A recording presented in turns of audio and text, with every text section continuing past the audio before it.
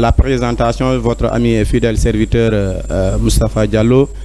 Aujourd'hui, nous avons l'immense plaisir d'accueillir ici sur ce plateau un promotionnaire, un enseignant, mais aussi un directeur de l'école élémentaire de Saré Boudi, en l'occurrence M. Mamadou Saliou Diallo. Avant d'abord d'entamer cette émission, d'abord nous allons le laisser d'abord saluer les téléspectateurs de Diaobé TV. Bonsoir M.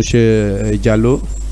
Oui, bonsoir Moustapha, bonsoir à vos auditeurs, bonsoir à la population de la commune de Diaobé, bonsoir également à vos auditeurs dans tous les départements. Donc c'est un plaisir de me retrouver ici avec vous pour parler d'éducation, qui est notre passion, notre métier, mais également partager avec nos collègues enseignants et nos jeunes frères candidats sur tout ce qui entre en rapport avec l'éducation. Voilà, donc merci M. Diallo. Merci d'avoir d'abord accepté notre invitation. Et c'est un ravi, nous avons un plaisir de vous accueillir ici sur ce plateau. D'abord, nous allons rappeler le thème de cette émission. Donc, parlons éducation, c'est pour les candidats au CAP. Donc, candidats au CAP, nous rappelons le CAP, c'est certificat d'aptitude pédagogique. Donc, nous allons parler de cet examen, mais aussi les cahiers de charge d'un candidat, les disciplines à faire pendant l'arrivée de la commission, mais aussi quelques conseils à faire, ça veut dire à appliquer pour les candidats pour qu'ils puissent réussir au la main ce diplôme, pour qu'ils puissent réussir ce diplôme. Donc, avant de commencer, d'abord, M. Diallo, on va aller d'abord le but du sujet. D'abord, avant l'arrivée de la commission, comment le candidat doit se préparer pour faire cet examen qui est le CAP? Voilà, donc merci Moussava. J'avoue que c'est un thème qui est très passionnant puisque c'est un thème d'actualité, un thème qui concerne les instituteurs, autrement les enseignants qui servent au niveau de l'élémentaire. Et comme vous l'avez si bien précisé, le certificat d'aptitude pédagogique est un diplôme pédagogique lié aux instituteurs, c'est-à-dire qui concerne les instituteurs. C'est ce diplôme-là qui peut vous donner accès à la fonction publique. Oui. Donc, tout enseignant qui travaille au niveau de l'élémentaire, s'il prétend à entrer dans la fonction publique ou bien s'il prétend avoir une reconnaissance administrative est appelé à chercher ce diplôme. Oui. Donc, le certificat d'aptitude pédagogique, pour d'abord rappeler, il y a, comme vous l'avez si bien dit, avant et pendant. Donc, avant d'abord l'arrivée de la commission, je rappelle que quand vous faites la formation, à la fin de la formation, vous sortez avec le certificat de fin de stage.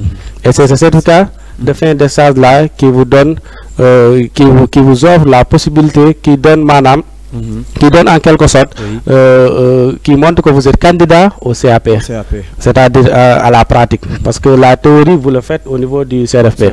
Maintenant, quand vous terminez la formation et que vous êtes affecté dans une école, donc la première des choses d'abord, après avoir reçu son ordre de service, c'est de se rendre directement dans son lieu d'affectation. Arriver sur place, vous rencontrez votre directeur et vous vous présentez auprès de lui, mais surtout auprès également de la population et des élèves. Donc après avoir pris votre attestation de prise de service, maintenant vous pouvez retourner à l'inspection déposer pour avoir un certificat de prise de service. Maintenant, quand vous prenez service en tant que candidat, vous venez fraîchement d'être affecté dans une école. Donc la première des choses d'abord, c'est d'étudier d'abord l'environnement de l'école. Parfois, il vous arrive qu'on vous affecte dans des écoles où vous avez d'abord des problèmes de mobilier, vous avez des problèmes de manuel didactique, vous avez des problèmes également d'espace pour dérouler les activités physiques et sportives qu'on appelle couramment PCM chez nous. Donc c'est d'abord essayer d'identifier l'environnement. Donc si l'environnement est favorable, je pense que il n'y aura pas de problème. Mais si vous tombez sur des écoles où l'environnement n'est pas favorable, c'est au candidat d'abord de se donner les moyens de s'équiper sur le plan pédagogique et administratif, mais de se donner les outils qu'il faut pour être à l'aise dans la pratique. Donc certainement avec le directeur, vous allez essayer d'identifier tous les problèmes auxquels, ou bien tous les outils que vous aurez besoin pour vraiment commencer déjà la prise en main avec votre classe. Et dans cette prise en main là, je dois dire d'abord que la première des choses d'abord, c'est il faut d'abord aller d'abord sur le cadre administratif. Parce que en tant qu'enseignant, il y a l'aspect administratif, il y a l'aspect pédagogique, la pratique de classe, mais il y a également l'aspect psychologique de l'enseignant.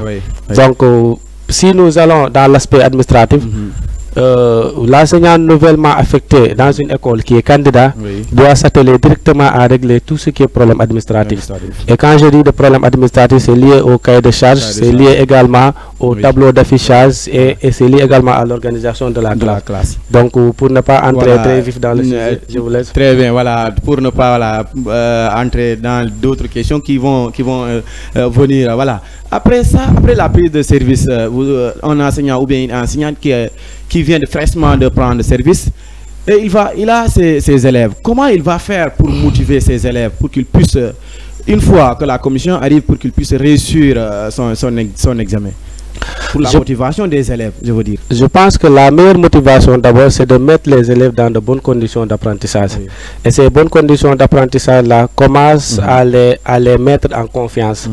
Un enseignant qui vient fraîchement dans une école, il y a d'abord l'aspect familiarisation. Il faut d'abord chercher à se familiariser avec les enfants.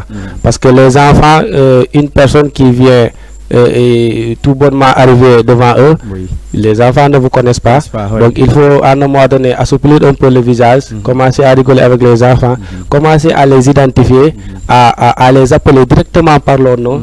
C'est quelque chose qui commence à motiver les enfants, mais c'est également quelque chose qui peut les impliquer, qui peut les pousser à être actifs dans les séances d'enseignement-apprentissage. Donc il faut d'abord mettre les enfants à l'aise, mais il faut surtout également créer une bonne ambiance, un bon climat dans la classe. Donc, et ce bon climat-là, c'est ce que je disais tout à l'heure, c'est par rapport à l'organisation de la classe.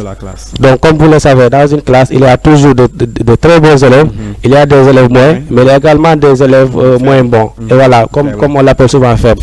Donc, il faut créer une complémentarité entre ces enfants-là, les associer de sorte que, parfois, les élèves qui sont bons, ceux qui sont moins bons, peuvent tirer leurs camarades. Donc, en faisant cela, l'enseignant peut facilement créer un bon climat dans la classe, mettre les élèves confiants et surtout les impliquer davantage dans les séances d'enseignement-apprentissage. Très bien, voilà, M. Diallo. Aussi, il y a ce que vous avez dit, l'aspect administratif. Il y a l'affichage. Donc, ici, quels sont les outils qu'on doit afficher au niveau de leur tableau, que l'enseignant doit afficher au niveau de son tableau d'affichage? Alors, dans le tableau d'affichage, il y a ce qu'on appelle les outils essentiels. Voilà. Donc, bref, on peut dire que tous les outils sont importants, mais il y a ce qu'on appelle les outils essentiels les plus importants. Et parmi ces outils-là, on peut citer ce qu'on appelle la liste nominative d'abord. La liste nominative, c'est elle qui vous permet d'identifier tous les élèves, de savoir le nombre exact que vous avez dans la classe. Voilà. Et également, en termes de genre, garçon, fille, combien vous avez. Ça vous permet de mieux organiser la classe. Mais après la liste nominative, il y a ce qu'on appelle l'emploi du temps. L'emploi du temps permet à l'enseignant de se conformer au programme et aux documents officiels. Après l'emploi du temps, il y a ce qu'on appelle le tableau de nettoyage. C'est toujours lié à l'organisation de la classe. Quand vous affichez le tableau de nettoyage, chaque jour, il y a un groupe qui est appelé à faire une tâche. Le lendemain, un autre groupe prend la relève, et ainsi de suite. Maintenant, après ça, il y a également ce qu'on appelle le tableau des âges. Le tableau des âges permet d'identifier les enfants selon leur âge, ainsi de suite. Il y a ce qu'on appelle aussi le tableau de performance des élèves.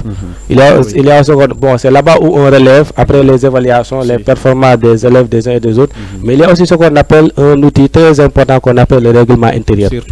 Le règlement intérieur, il faut l'afficher parce que les élèves doivent savoir comment se comporter et dans l'école et dans la classe. Donc c'est aussi un outil qui est très important. Mais il faut également il y a aussi un autre document qui est aussi très important qu'il faut afficher, qu'on appelle la planification. Donc la planification, tout comme la liste nominative et l'emploi du temps et le règlement intérieur sont des outils administratifs très importants qu'un enseignant doit régulièrement avoir à sa disposition dans sa classe. Et après ces outils-là, il y a des cahiers de charges. Des cahiers de charges, quels sont ces cahiers de charges que l'enseignant doit avoir?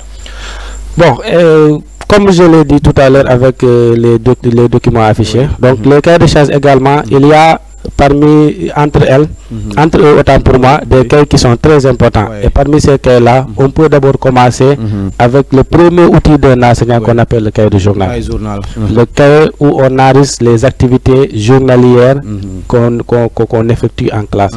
Donc ce cahier de journal-là, c'est ce cahier qui reflète la progression de l'enseignant dans toutes ses activités. Mais c'est également dans ce cahier-là que l'enseignant mentionne jour après jour les activités qu'il déroule. Après ce cahier journal, il y a ce qu'on appelle le registre d'appel. Donc le registre d'appel, il ressemble un peu à la liste nominative, mais seulement dans le registre d'appel, on mentionne là-bas le taux de fréquentation des enfants, les absences, ainsi de suite. Donc ça, on travaille ça au niveau du registre d'appel. Et c'est ce registre d'appel-là qu'on utilise chaque jour comme le cahier de journal.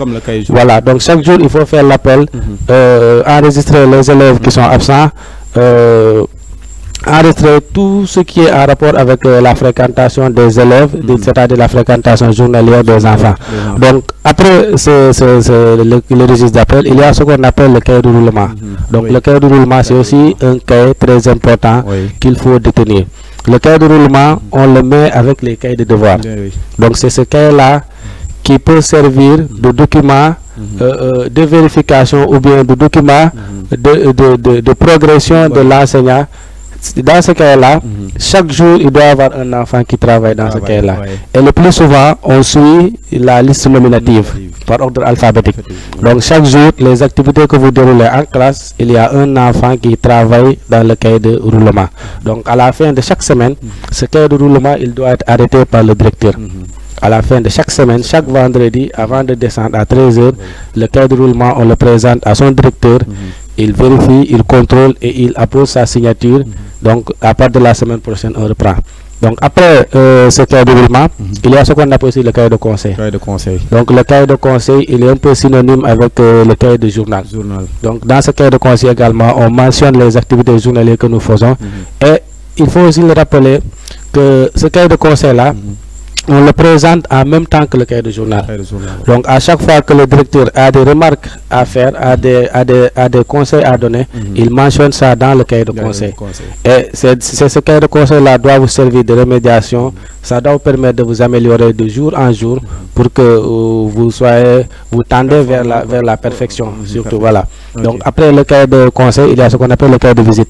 Donc, le cahier de visite, il est relatif aux visites que vous recevez dans votre classe. Donc les visites peuvent être celles du directeur d'abord, parce que c'est le premier responsable de l'établissement. Après le directeur, ça peut être l'inspecteur qui vient régulièrement contrôle et évaluer les gens. Donc après l'inspecteur, ça peut même être les autorités administratives. Donc, ça peut être le sous-préfet, le préfet, comme le maire de la commune qui peut être de passage. Donc effectivement, voilà, le responsable du codec, donc lui aussi il peut être de passage. Donc le cahier de visite, bon, en quelque sorte, c'est le cahier qui reflète les visites que vous recevez dans votre classe. Et c'est ce cahier-là. Il y a aussi un libellé qu'il faut l'enregistrer. Donc vous enregistrez dans ce cahier-là toutes les visites que vous recevez. Mais il y a aussi un autre document qu'on appelle la gestion de patrimoine. Donc le patrimoine que vous avez dans votre classe, que ce soit le patrimoine mobilier d'abord, les tablements, chaises et autres. Il y a ce qu'on appelle le patrimoine didactique, les livres avec lesquels vous travaillez.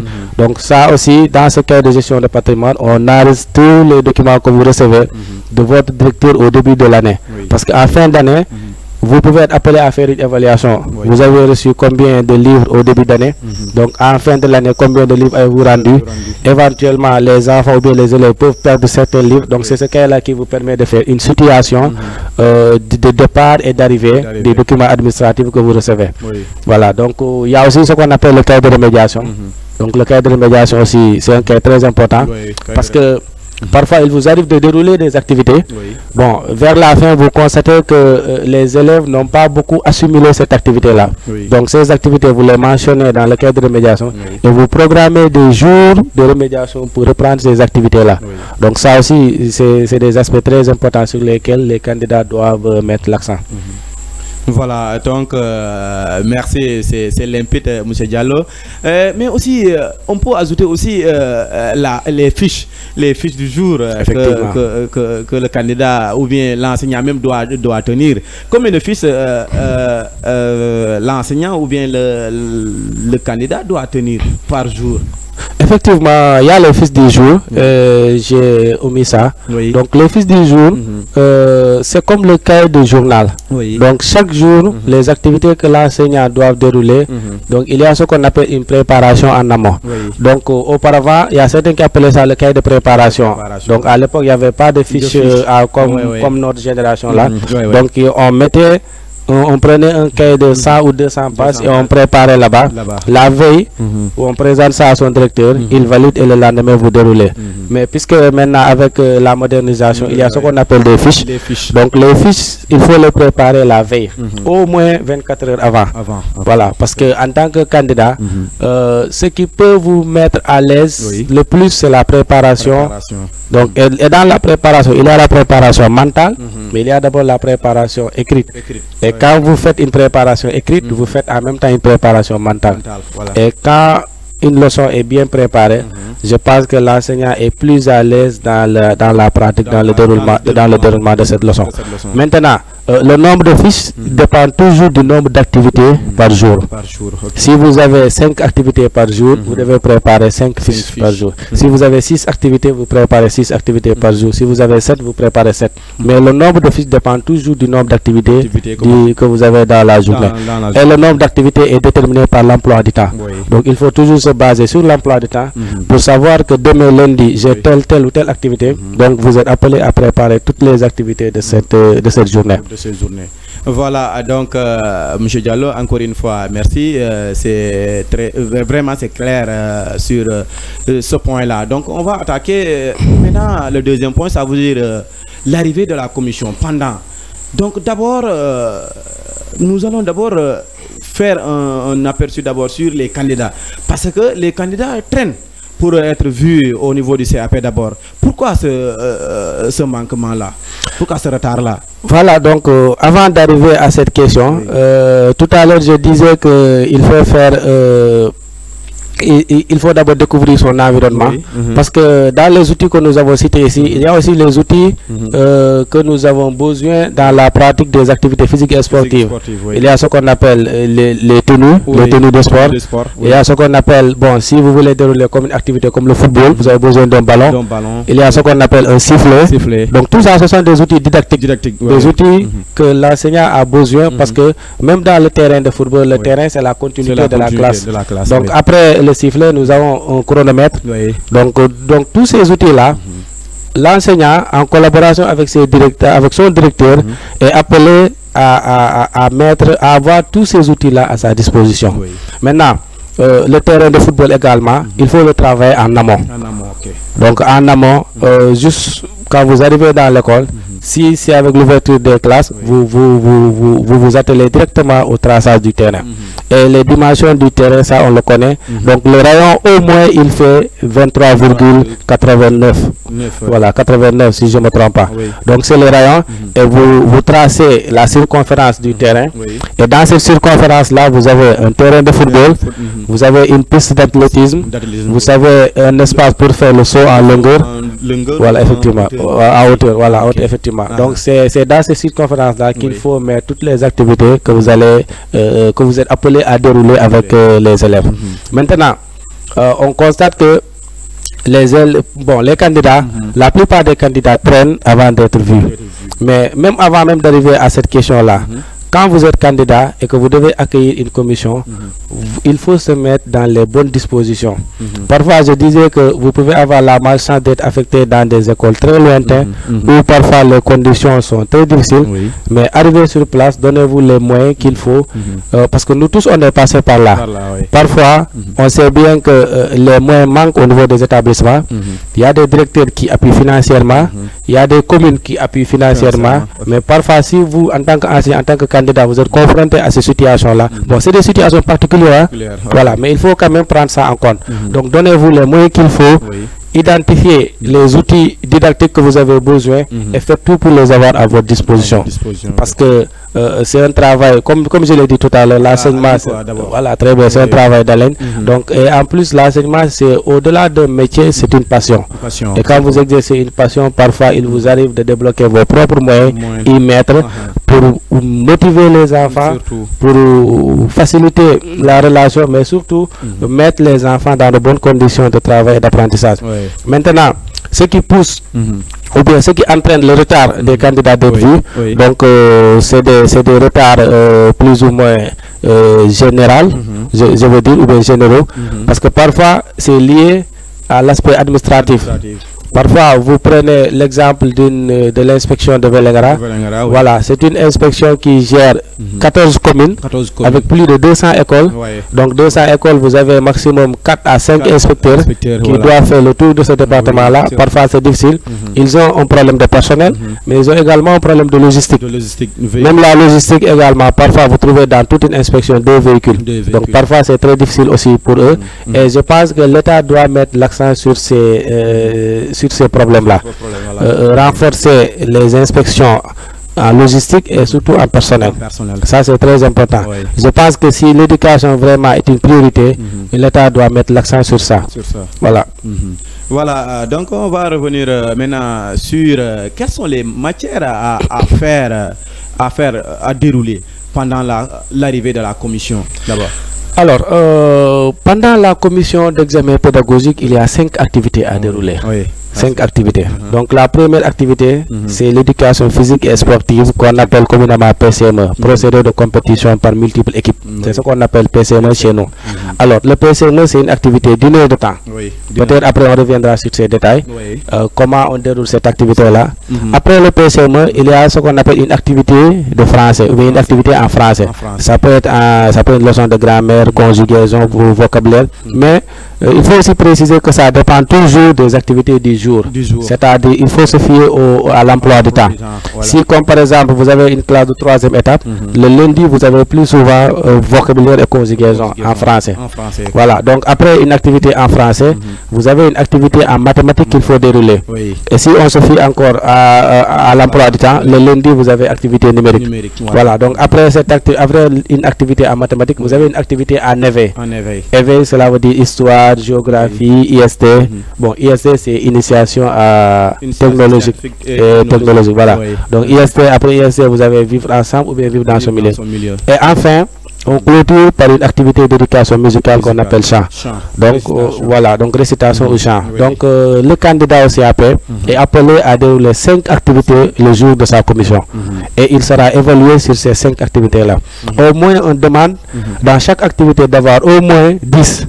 Parce qu'à la fin, on va totaliser les notes et on va diviser ça par 5. Donc si le candidat a une note supérieure ou égale à 10, il est admis à son certificat d'aptitude pédagogique. Donc le cas contraire, bon, il y a d'autres, il peut voilà, effectivement, comme par exemple s'il frôle la moyenne avec une note de 9,5 ou bien 9,80, on peut aller vérifier la partie administrative, c'est-à-dire la ponctualité, l'assiduité, le travail journalier, ainsi de suite, les cahiers de charges, ainsi de suite. Donc ça aussi, c'est des aspects que les candidats doivent prendre en compte. Voilà, surtout, vous avez dit sur les épreuves à faire. Est-ce que le candidat a une possibilité de choisir? Par exemple, un lundi, il a activité, comment dirais-je, français, par exemple, conjugaison, vocabulaire. Est-ce qu'il a le choix entre les deux, de faire son choix? Bon, le choix, il dépend. Parce que ou bien ça dépend de l'inspecteur. Effectivement, parce que l'inspecteur qui vient voir un candidat, normalement, il est dans les dispositions de voir un enseignant qui est prêt. Donc, un enseignant, voilà, la matière. Quelle que soit la matière, effectivement. Donc, c'est pour cela que je disais tout à l'heure, la préparation mentale, elle est très importante. Parce que quand vous préparez des leçons la veille, vous êtes en mesure de dérouler n'importe quelle leçon. Donc, normalement, bon, il y a certaines de ces commissions, ils peuvent vous demander de choisir. Comme par exemple, si vous avez 2 activités en français, ils vous demandent de choisir une. Mais La commission aussi peut avoir la latitude de désigner une activité et vous dire je veux que vous déroulez cette activité. Oui. Parfois il peut même arriver qu'on vous demande de prester en lecture. Parce que lecture c'est une activité transversale. Donc vous avez lecture du lundi au jeudi. Donc le plus souvent vendredi vous avez production d'écrit. Donc il peut arriver même que la commission vous dise que moi je veux vous voir en lecture. Donc lecture aussi vous êtes appelé aussi à dérouler cette activité là. Donc le plus souvent on peut dire que le choix revient à la commission. La commission peut vous laisser la latitude de choisir, comme elle peut avoir aussi la possibilité de choisir pour vous, et que vous en tant qu'enseignant, si vous êtes prêt, si vous êtes bien préparé, vous devez être en mesure de dérouler n'importe quelle activité. Voilà, il y a toujours des enseignants qui tiennent 2 classes, ça veut dire des classes à multigrade. Là aussi, après l'arrivée de la commission, comment ils vont faire pour faire la prestation entre les 2 classes? Par exemple, un enseignant qui a 2 classes CM1 et CM2, comment il va faire pour faire ces prestations-là en tant que candidat? Bon, vous savez, comme on les appelle les classes multigrades. Oui. Et les classes multigrades, là, il y a différentes options. Oui. Il y a ce qu'on appelle les combinaisons éloignées, comme par exemple entre la première étape et la deuxième et la troisième étape. Il y a ce qu'on appelle des combinaisons proches, c'est-à-dire les classes qui ont la même étape, comme par exemple CICP, c'est la même étape, C1, C2, c'est la même étape, CM1, CM2, c'est la même étape. C'est ça qu'on appelle les combinaisons proches. Il y a ce qu'on appelle les combinaisons continues, comme par exemple vous avez une classe de CP, C1, c'est une combinaison continue, donc vous quittez le CP pour aller au C1. Il y a aussi C2, CM1, ça aussi c'est une combinaison continue. Donc le plus souvent c'est les combinaisons éloignées qui posent un tout petit peu de problème, parce que là vous avez des étapes différentes. Parfois avec les méthodes d'apprentissage qu'on vous enseigne avec les classes multigrades, les décrochages ainsi de suite. Donc avec ces combinaisons éloignées là, il est un peu parfois difficile de les allier. Mais si vous avez des combinaisons proches, comme par exemple des combinaisons, on les appelle aussi des combinaisons d'étapes, là c'est presque les mêmes activités, parce que je rappelle que les classes de CI, C1 et CM1 c'est des classes d'acquisition. Voilà. CP, C2 et CM2 c'est des classes de consolidation. Donc presque c'est le même programme. C'est le programme qui quitte le CI pour se terminer au CP. C'est pareil pour la deuxième étape et c'est aussi pareil pour la troisième étape. Donc c'est des leçons le plus souvent qu'on voit dans l'autre classe et qu'on vient consolider dans l'autre classe. Donc là-bas il n'y a pas de problème. Maintenant à ce niveau aussi c'est toujours le même procédé. On peut vous donner la latitude de choisir la classe où vous vous sentez le mieux à l'aise, mais la commission aussi peut toujours avoir la latitude de vous dire bon, bref, vous avez une classe de 3e étape, là-bas il n'y a pas de problème, moi je veux vous voir en première étape, parce que la première étape aussi elle est très essentielle dans les enseignements apprentissages, c'est là-bas où tout commence. Donc c'est pour cela on demande toujours à un enseignant qui est candidat de se préparer au jour le jour, d'être à jour mentalement, d'être à jour administrativement, d'être à jour pédagogiquement, pour que le jour de la commission mette le maximum de chances à ses côtés et que le reste, la pratique de classe, c'est quelque chose qu'on peut s'améliorer, qu'on peut améliorer du jour au lendemain. Voilà. Par contre, ici, M. Diallo, il y a un problème sur le terrain. Comment doit être l'état du terrain? Alors, c'est que tout en sachant que le PCME, c'est la matière d'entrée. Effectivement. Donc, le PCME, c'est une matière très importante dans la pratique. Parce qu'on commence par le PCME. Et quand le plus souvent, les candidats qui sont ajournés au CAP, le plus souvent, c'est des candidats qui forcent leur entrée en matière. Et quand vous avez des difficultés au niveau du PCME, il est parfois très difficile de se rattraper avec les autres activités. Donc, le PCME, je l'ai dit tout à l'heure, il faut d'abord une bonne disposition du terrain. Tracer le terrain, mettre en place toutes les activités que vous devez dérouler. En tout cas, toutes les activités doivent être visibles dans la circonférence du terrain.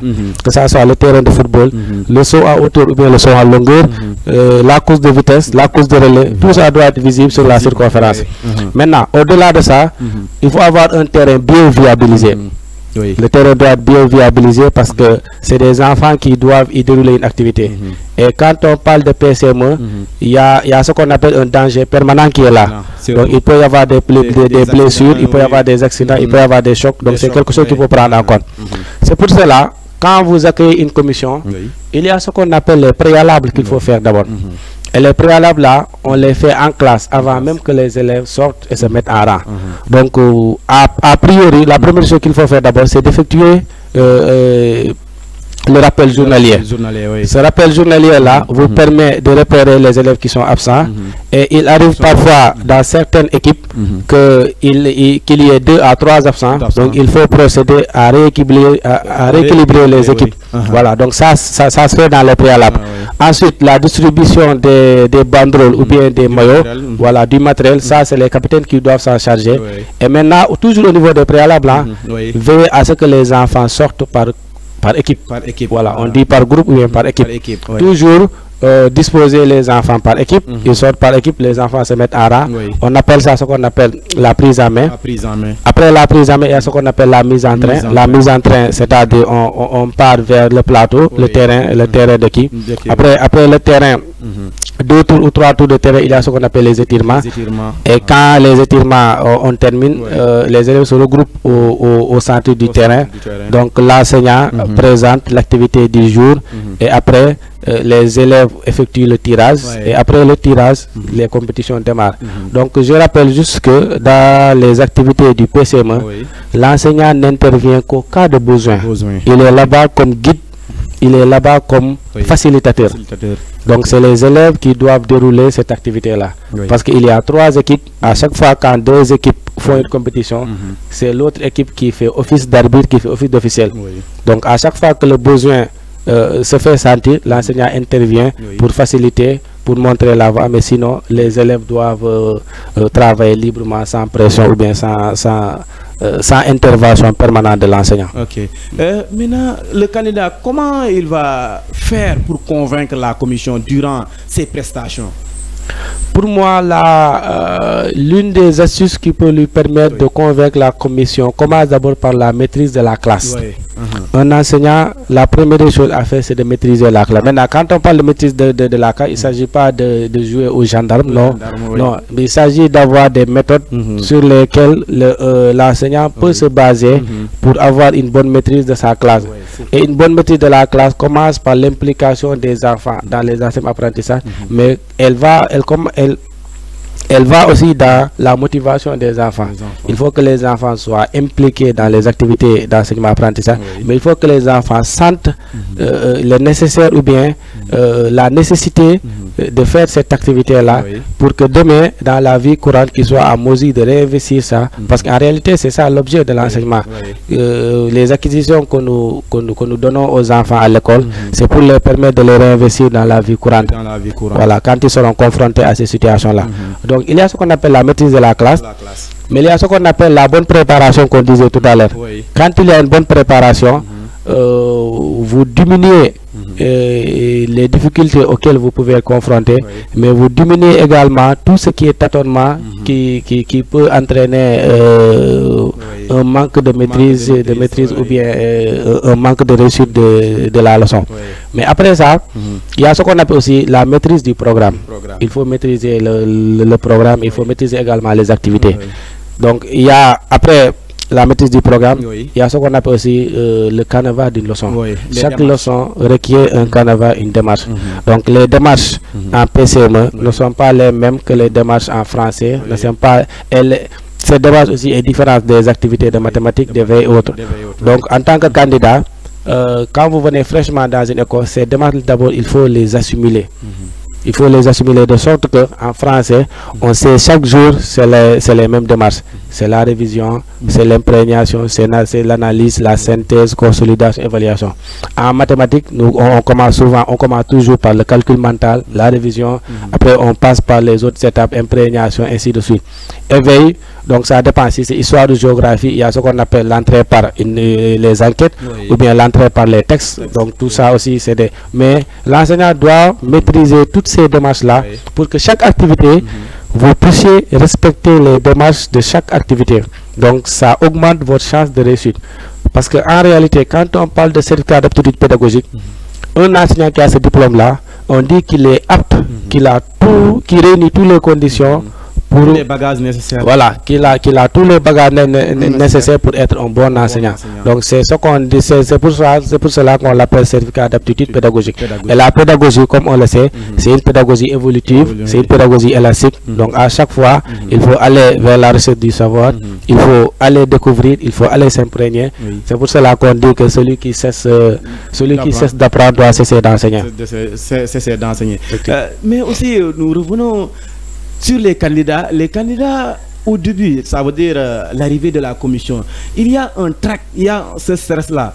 Comment lutter avec ce stress ou bien avec ce trac-là? Parce que pas mal de candidats ont vécu ce trac-là ou bien ce stress-là. Comment en lutter?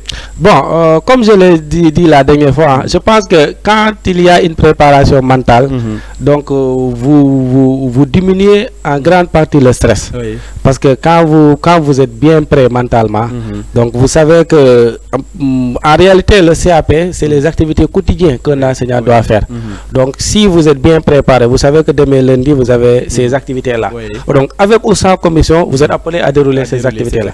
Donc, si vous respectez tout ce que j'ai dit tout à l'heure là, les canevas d'une activité, l'emploi-temps, donc normalement, le stress doit être moins présent dans votre pratique de classe. Mais on comprend parce que, bon, le CAP, comme l'autre l'avait dit si bien dit, Ibader Thiam, professeur Ibader Thiam, c'est un diplôme tellement particulier que parfois, même quand vous parlez, mais seul le candidat sait le stress qui ressent. Donc on est tous passés par là. Mais je pense que ce stress-là, on peut le maîtriser par une bonne préparation des activités, par une bonne maîtrise des classes, mais surtout par une bonne préparation mentale. Donc la préparation mentale, la préparation écrite et la maîtrise de la classe peuvent lutter contre le stress que les candidats peuvent avoir le jour de la commission. Mais aussi, juste aussi lancer un appel. Les doyens que nous sommes, parfois nous allons au niveau des commissions avec les inspecteurs. Quand on arrive voir un candidat, il faut toujours éviter de le mettre une pression. Parce que plus vous mettez le candidat sur pression, plus vous allez le pousser à faire des erreurs. Voilà, donc il faut le mettre à l'aise, nous lui montrer que voilà, nous ne sommes pas là pour une note négative, mais on est là au moins pour évaluer vos compétences, évaluer vos aptitudes pour savoir est-ce que réellement vous remplissez les conditions pour avoir le CAP. Et si tel n'est pas le cas, on vous donne des conseils, on vous donne des suggestions et vous vous améliorez. L'année suivante, on revient vous voir et on vous donne le CAP. Voilà. Très bien, vous avez rappelé tantôt la maîtrise de la classe qui est un véritable problème pour les enseignants. Même s'ils ne sont pas candidats, mais c'est un véritable problème. Comment faire? Quel est le climat qu'on doit faire dans la classe pour qu'on puisse avoir cette maîtrise de la classe? Bon, vous savez, la maîtrise de la classe dépend en grande partie aussi de la personnalité de l'enseignant. Voilà, la personnalité de l'enseignant, pour moi, la personnalité de l'enseignant commence d'abord par son comportement d'abord, son assiduité et sa ponctualité. Donc si vous arrivez à imposer ça dans la classe, parce que l'enfant il copie, et quand il copie sur vous, normalement vous devez leur présenter de bons comportements auxquels ils peuvent copier. Si l'enseignant a un comportement vraiment positif, les enfants vont apprécier ça. Si l'enseignant a une assiduité, c'est quelque chose que les enfants vont copier. Mais aussi la ponctualité, mais surtout quand vous êtes en classe, instaurez un climat amical entre les enfants. Quand vous instaurez un climat amical entre les enfants, vous mettez les enfants à l'aise, vous mettez les enfants en confiance. Mais si à chaque fois vous essayez de jouer entre guillemets le gendarme dans la classe, parfois, même si vous demandez une question, il y a des élèves qui peuvent avoir la réponse, mais ils ont peur. Ils n'ont pas peur de répondre, mais ils ont peur de donner une mauvaise réponse et que vous réagissiez de manière inattendue. Donc, parfois, même si les élèves n'ont pas la bonne réponse, mais laissez-les s'exprimer. C'est cette expression des enfants là, c'est ce qu'on appelle le tâtonnement expérimental. Les enfants commettent des erreurs, ils reprennent, ils commettent des erreurs, ils reprennent jusqu'à ce qu'ils trouvent la voie. Et les résultats que les enfants trouvent par tâtonnement expérimental, ils retiennent plus que les résultats qu'on leur donne directement. Donc c'est pour cela qu'il faut mettre les enfants à l'aise, les laisser s'exprimer. Parfois ils peuvent raconter des conneries, mais bref, on joue avec eux et on leur fait revenir à la bonne voie et on continue ces activités. Voilà, nous ne pouvons pas terminer avec ça sans pour autant parler de la relation entre l'enseignant et son directeur. Quelle relation l'enseignant, ça veut dire le candidat en tant que tel, doivent tisser ses relations avec son directeur? Bon, vous savez, le directeur, c'est le premier responsable hiérarchique d'un enseignant. Oui. Donc, le directeur, l'enseignant, il est mis sous la responsabilité du directeur. Oui. Donc, premièrement, d'abord, il faut qu'il y ait une relation hiérarchique entre les deux. Oui. Donc, quand on parle de relation hiérarchique, c'est que le directeur, lui, c'est lui qui est appelé à contrôler l'enseignant, Oui. à veiller à tout ce que l'enseignant est en train de faire dans l'école. Oui. Parce qu'en cas de manquement, le directeur est le premier responsable. Oui. Parfois, il arrive dans des commissions qu'on voit un enseignant et qu'on sente que cet enseignant manque d'encadrement. Oui. Et cet encadrement, le premier responsable, c'est le directeur. Oui. Parce que je rappelle aussi que le directeur, dans ses cahiers de charge, Oui. il est tenu de faire au moins des visites de classe une fois par semaine. Une fois par semaine. Ces visites de classe lui permettent d'apprécier la progression de l'enseignant. Oui. Il permet au directeur d'apprécier la maîtrise de la classe. Il permet au directeur d'apprécier beaucoup d'astuces que l'enseignant est en train de faire dans sa classe. Donc le directeur, c'est le premier responsable de l'enseignant. Mais donc, à mon avis, je pense qu'il doit y avoir une relation d'abord hiérarchique, une relation cordiale, mais il doit y avoir aussi une relation amicale entre les deux. Au-delà de l'école, au-delà des classes, il peut être un ami, il peut être un frère, il peut être beaucoup. Donc, c'est ces relations-là qu'il faut essayer de tirer avec son supérieur hiérarchique. Dans l'école, c'est l'aspect administratif. On se fie aux directives du directeur. Oui. En dehors de l'école, il peut être un ami, un frère, ainsi de suite. Oui. Donc ça aussi, c'est des relations qui sont très importantes. Oui. Parce que je rappelle que l'éducation ou bien l'enseignement ne se limite pas seulement entre les quatre murs. Oui. Voilà, c'est ce que je disais tout à l'heure. C'est des comportements qu'il faut réinvestir dans la vie courante. Oui. Et que les enseignants, en relation avec son directeur, ils peuvent pousser les enfants à un bon comportement, même en dehors des écoles, même en dehors de la classe. De la classe. Voilà, donc on a fait avant, pendant, maintenant on va aller après. Après que la commission est passée, maintenant le candidat ou bien la candidate, par exemple, a réussi. Comment il va se tenir maintenant? Parce qu'on dit souvent que quand un candidat réussit, ça veut dire qu'il y a le certificat, donc on dit même certificat d'aptitude à la paresse. Comment il va se tenir maintenant, la classe? Bon, normalement, rien ne doit changer. Oui. Parce que ce que nous disons ici, c'est pas seulement relatif à un enseignant qui est candidat. Oui. C'est relatif à tout enseignant Oui. créé à main qui est encore dans les classes. Oui. Parce que le CAP, c'est une évaluation des activités journalières d'un enseignant. Oui. Parce qu'il faut aussi préciser que même après le CAP, Oui. vous êtes appelé à avoir des visites d'inspection, vous êtes appelé à avoir des contrôles. Le directeur continue toujours son rôle. Donc, et chaque année, l'enseignant doit avoir une note administrative. Et cette note administrative-là lui permet, après chaque année, d'avancer. D'avancer, oui. Donc, même avec les compétitions voilà, paritaires. les compétitions paritaires. Commission paritaire. Les commissions paritaires, Oui. exactement. Administrative paritaire. Donc, cela veut dire, en principe, rien ne doit changer. Oui. Seulement, quand vous êtes candidat, Oui. vous êtes nouveau encore, il faut se mettre une certaine rigueur pour pouvoir très tôt assimiler tout ce qui est bagage pédagogique administratif. Maintenant, quand vous avez toutes les aptitudes, toutes les compétences, vous avez le CAP, on suppose que maintenant vous êtes dans les bonnes dispositions pour mener, même sans contrôle, une classe. Donc cela veut dire qu'après le CAP, Oui. c'est votre conscience professionnelle qui doit vous guider. Oui. Parce que vous avez le diplôme, l'administration vous reconnaît comme un enseignant qui a toutes les aptitudes, toutes les compétences. Oui. Donc même sans supérieur hiérarchique, vous devez être en mesure de travailler. Et au cas échéant, en cas de contrôle, Oui. on peut vous coller de mauvaises notes et ces mauvaises notes-là peuvent impacter votre situation administrative. Ok. Voilà, mais aussi le candidat qui ne réussit pas.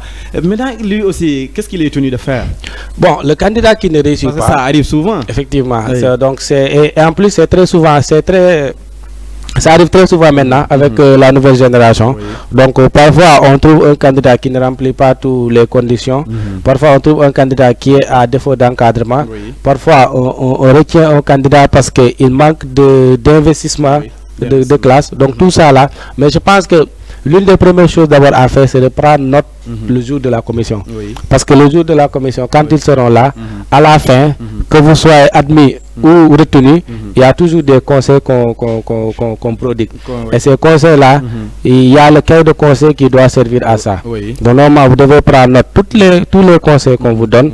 Et si vous êtes retenu, ces conseils-là doivent vous servir, de s'améliorer.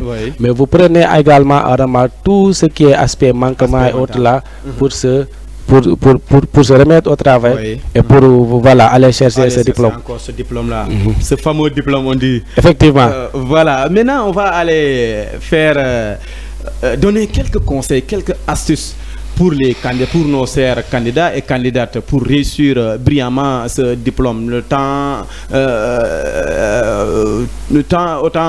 ce fameux diplôme. Voilà, quelles sont ces astuces-là? Donc, en tant qu'enseignant, en tant qu'un directeur maintenant, vous avez passé par là. Quelles sont les astuces ou bien les conseils qu'on peut prodiguer à ces enseignants et enseignantes qui sont candidats? Bon, comme on le dit souvent, la répétition elle est pédagogique. Peut-être que je l'ai dit tantôt, mais je vais revenir. Je pense que le premier conseil qu'on doit leur donner en tant que nouveau enseignant, en tant que candidat, c'est d'abord de se présenter le plus rapidement dans son école, de se familiariser à l'environnement, de se familiariser aux outils didactiques et de se familiariser avec les enfants.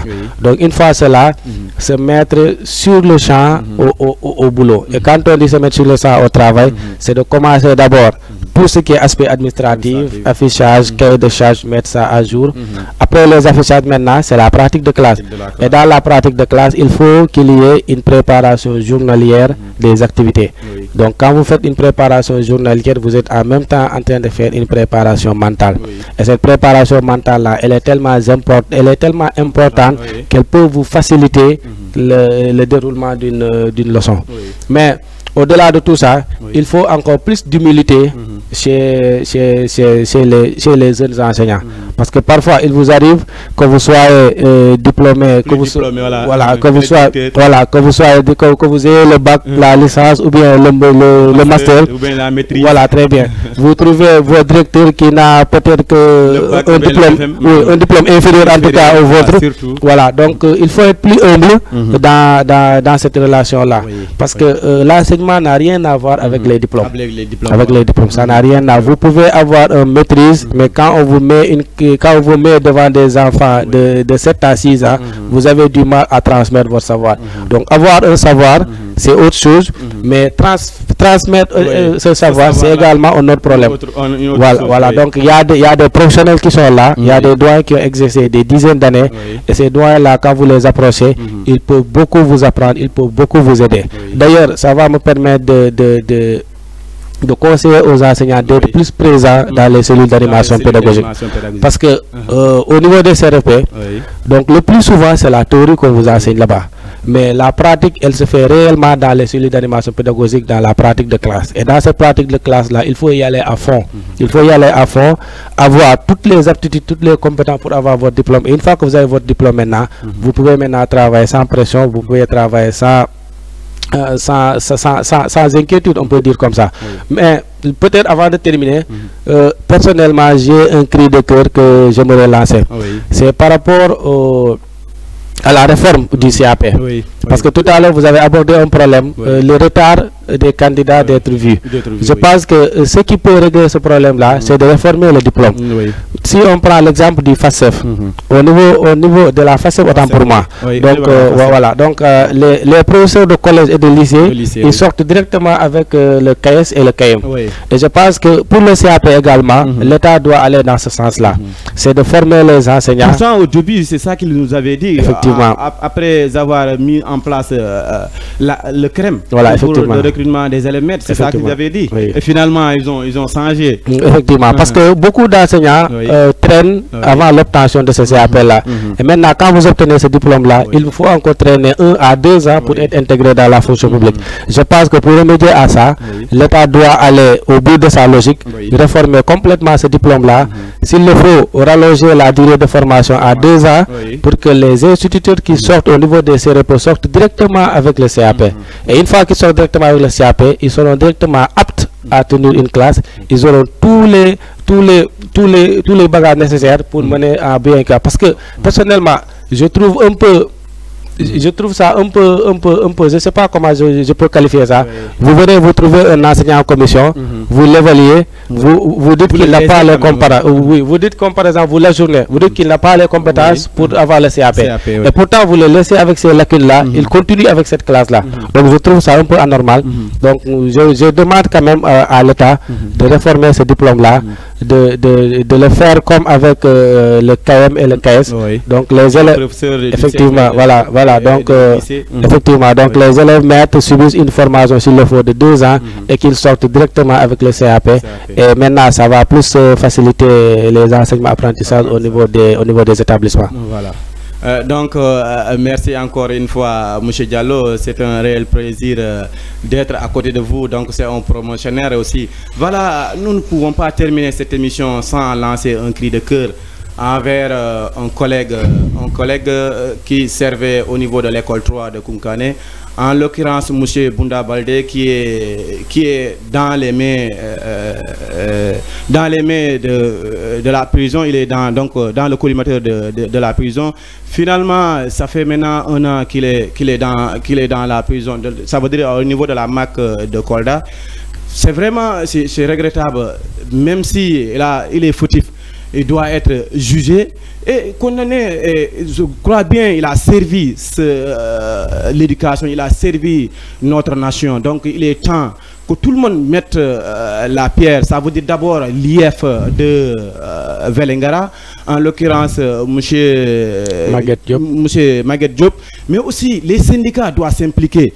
Et nous aussi les enseignants et enseignantes du département d'abord, mais aussi de la région, ça veut dire de l'inspection d'académie, mais aussi du Sénégal tout entière, parce que il est là-bas depuis 1 an, il doit être libéré. Vraiment, on lance un vibrant appel à tout le monde, à tous les enseignants du Sénégal, et même les bonnes volontés, pour qu'on puisse avoir d'abord un avocat, pour qu'on puisse régler son dossier et le juger. C'est ça que j'avais vraiment à partager aussi. M. Diallo, vous pouvez aussi réagir sur cette affaire maintenant. Voilà, donc comme vous l'avez si bien dit, hein, c'est un cri de cœur. Oui. Donc peut-être que nous allons plus lancer une médiation juridique. Oui. Voilà, donc c'est une médiation qui doit concerner tous les enseignants. Donc on ne connaît pas le fond du dossier, mais je pense qu'avec un agent de l'État qui a servi pendant beaucoup d'années l'État et l'administration, je pense qu'il est possible quand même d'entamer une médiation juridique. Et cette médiation-là, il faut appeler tout le système éducatif, à commencer par le ministère, les syndicats, les inspections, même les partenaires. Donc impliquer tout le monde et maintenant aller rencontrer les autorités judiciaires, s'imprégner de sa situation et voir éventuellement s'il y a possibilité d'avoir ou bien d'obtenir gain de cause à travers une médiation pénale. Maintenant, bon, au-delà de ça, j'aimerais d'abord vous remercier pour cette invitation-là, pour cette tribune que vous nous accordez, pour échanger avec nos collègues enseignants, nos jeunes frères qui sont candidats au CAP. Et je tiens également à vous féliciter pour cette initiative-là, pour cette initiative que vous avez pris de mettre en place ce média qui participe vraiment à vulgariser les activités du département, particulièrement de la commune de Diaobé. Et je vais en profiter pour lancer un appel aux autorités pour venir quand même vous appuyer en termes de logistique, tout ce qu'il faut pour que, bon, nous aussi nous avons droit à avoir un média beaucoup plus solide, beaucoup plus voilà, pour pouvoir mieux vendre nos produits, exposer les difficultés du département. Et sur ce, je vous remercie. Merci beaucoup. Merci M. Diallo. Encore une fois, c'est un réel plaisir d'être avec vous sur ce plateau. Donc, c'était votre émission Parlons Éducation, à la présentation Moustapha Diallo, votre fidèle serviteur. Donc, l'invité, c'était M. Mamadou Saliou Diallo, directeur de Saré Bouti. Donc, encore une fois, merci, chers téléspectateurs. Et merci à tout le monde. Et à très bientôt pour une autre émission Parlons Éducation.